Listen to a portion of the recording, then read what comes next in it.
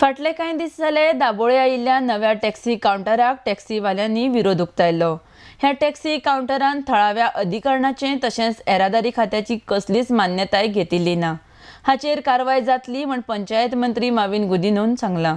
RDX Goa खातीर दाबोळेच्यान John D'Silva. I was discussing today with the transport minister. They have not obtained any permission from the local government or from the transport department or from the RTO.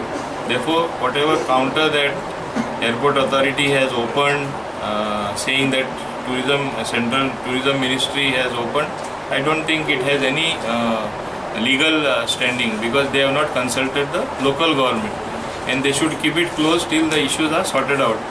Local taxi fellows, yes, they have a problem, because obviously they will not want another counter to come up.